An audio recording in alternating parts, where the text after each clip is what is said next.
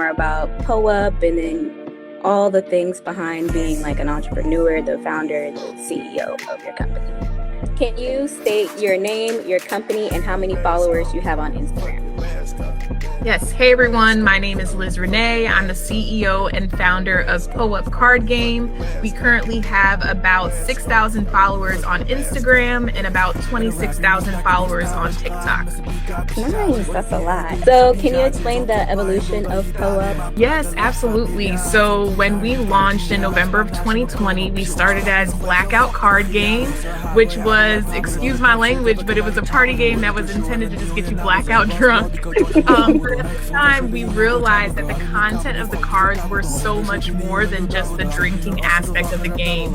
So when it was time to trademark, we transitioned the name of the game to still be fun. So PWUP Card Game, because that's also the playing mechanism of the game.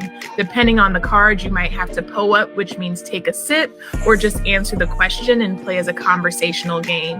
And then actually in 2023, we made the game even bigger and better to include 4 new categories, including Black at a PWI, HBCU Pride, Greek Life, and Proud Black Grad, to be more inclusive of the unique experiences that Black college students and graduates have across various institutions and organizations. I love that it really shows that a lot goes into when it comes to like the evolution of ideas over time. So I love how really thoughtful that you and your team really put into just your company overall. So that's really cool. When I was doing some research, I found out that PWUP had started as a card game for a holiday party. Can you like break down like the exact story behind that? Yeah, absolutely. So I went to the University of Georgia, go Dogs, and I graduated in 2013.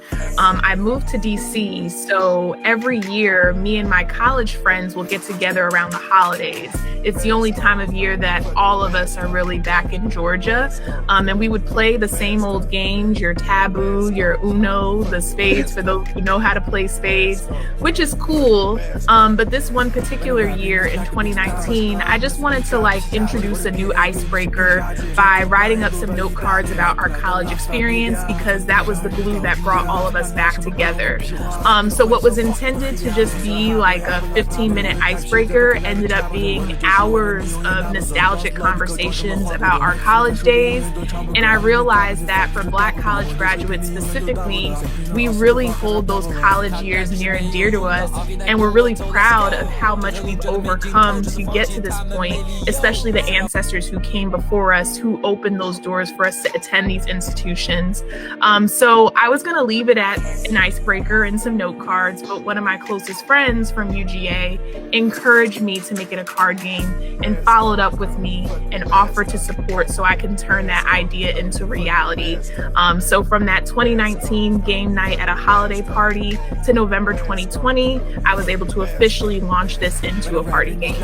I can agree with the whole getting back together with my friends from home and just reflecting on our first semesters in college and stuff like that. Come to the point where it's just like we'll just sit around and catch up and stuff like that, and we're kind of running out of things to do. So I definitely want to introduce them to PWUP and make those reconnecting things even more fun and interesting. Also, when I was doing research, I found that you initiated and developed the data in 2013.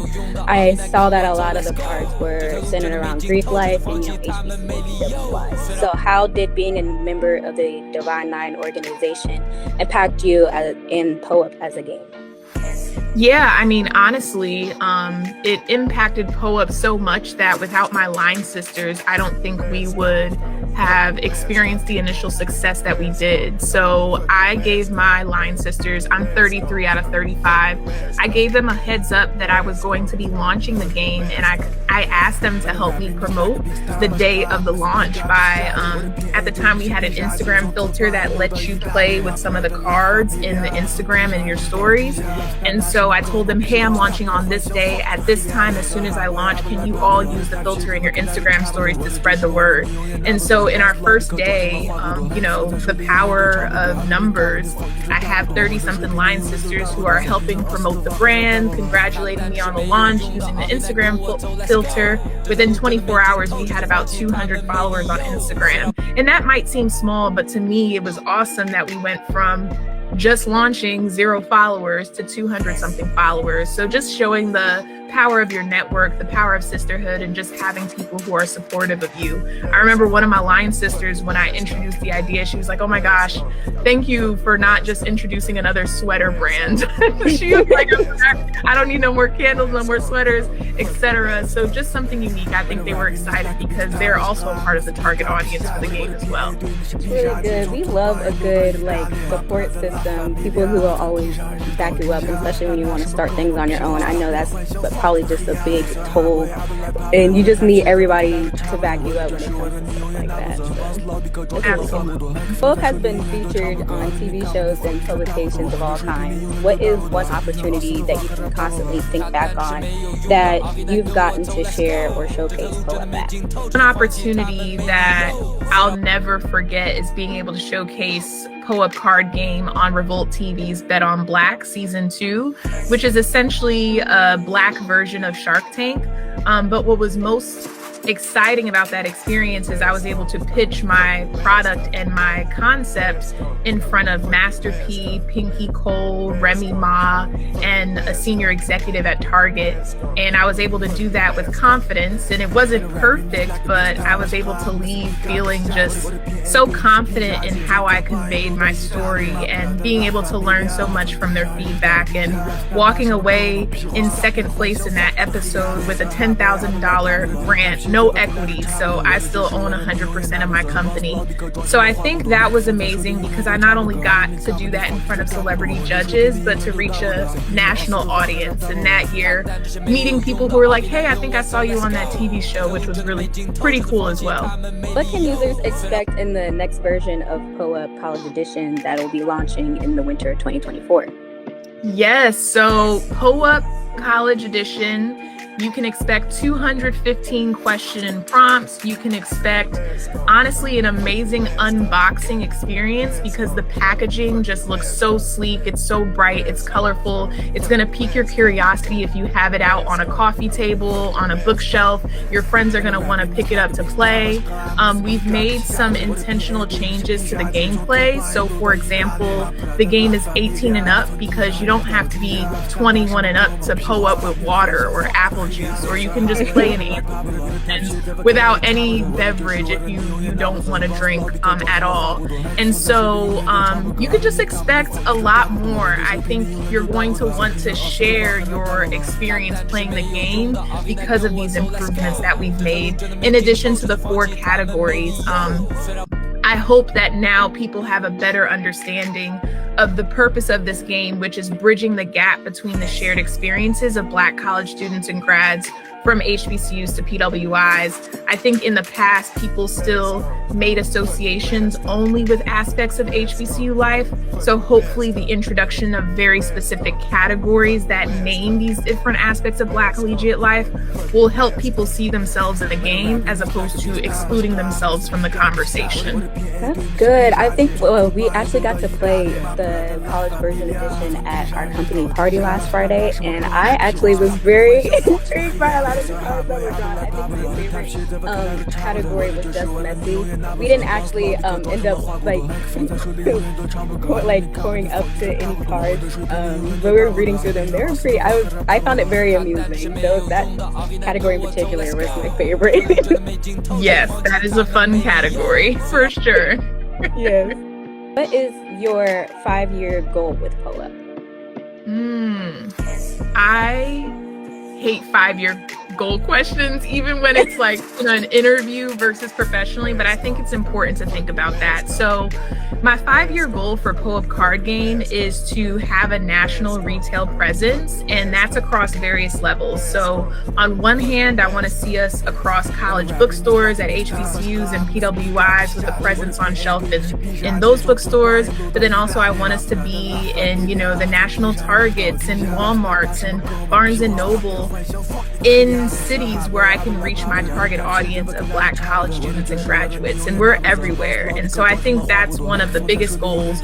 But honestly, I want to start to introduce some new editions. So in addition to this new and improved college edition, we have a Black in the Workplace edition that's coming out later in 2024 as well. And we're currently doing a demo to play test and make some improvements to that edition. So PWIs Card Game College Edition will always be my baby, but I want to introduce an entire suite of games that celebrate Black excellence, and maybe even, accompanying merchandise that kind of align with the product and our whole purpose and vision as well. What has been the most enjoyable part about being the founder of the game? The most enjoyable part about being the founder of PWIs Card Game is getting to experience the game with someone new for the first time, getting to go to different vendor events, going to different homecomings in schools, and just seeing people's reaction, especially sometimes they don't know that I'm the founder. They just think I'm selling the cards behind the booth. So to see genuine excitement or laughter or, someone going on a whole spiel about their stories across all ages. Honestly, my favorite part is when I see someone who I might assume is not going to want to play the game because maybe it's too provocative. And, you might see someone who graduated in their 70s and they were like, oh, yeah, I was the homecoming king and queen. And let me tell you my band story, and just really going all in. I love that. And I also love when we work with brand ambassadors across college campuses and they play the game in their own time and record reactions in the moment and just answers to people playing the game. I love just seeing those real-time reactions as well. Yeah, so I've gotten one email I received from someone that was like, I just wanted to let you know I will never purchase your game unless you change the name. I think PWIs is low class. And yeah, that's what that person said. And I found myself spiraling. I was like, okay, maybe this is a sign we need to change the name, etc. But I actually, I asked a few friends to get their feedback, and they were like, I don't think so. Like, you've gotten this far with the name PWIs. I think a name change might be too much. And then I reached out to my graphic designer who's working with me to make these improvements to the packaging in the new edition. And he was the one that kind of set me straight, like, look, you're going to have people that don't, vibe with the name, but I think you really established your brand as so much more. And the name piques the curiosity. It brings the fun to it. Like, my game is not intended to solely be educational. Like, you're going to get that as an outcome if you're not familiar with the Black collegiate experience, but it's supposed to be lighthearted. It's supposed to be fun. I'm sure that Kinky Cole receives pushback every day about her brand being slutty vegan, but it's memorable. You're not going to forget that name. I think she called it a purple cow analogy, where it's like you see a purple cow and you're like, what the heck is going on here? What is this purple cow? You want to go and find out more. That's what the name is. You might not really get it at first, but you're not going to forget it. I do have one more question, and that is, if you could go back and tell yourself something now about being an entrepreneur and CEO of your own company, like, what would it be? I think something I would go back in time to tell myself now as a CEO, and I would tell myself honestly to this day, is you do not have to do everything yourself. If you want to grow, if you want to scale, you have to learn how to delegate. You have to learn how to develop processes and systems, and you have to learn how to identify the right people to support you in this journey.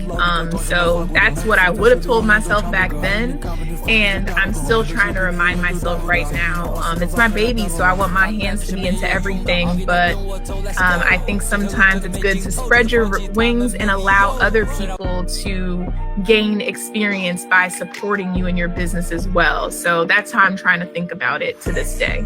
I can connect to that very well. And that's actually something our founders and CEOs for Future Black Leaders has also addressed to us, and how, the development of our company and how they needed to kind of do the same thing and let other people do their jobs as well. So, and I know it's kind of hard when you're wanting to start your own thing. Like you said, it's your baby and you just want to make sure everything goes perfectly, but that can be hard trying to trust other people with your baby. I completely understand. I was very much. But thank you so much, Liz, for this interview.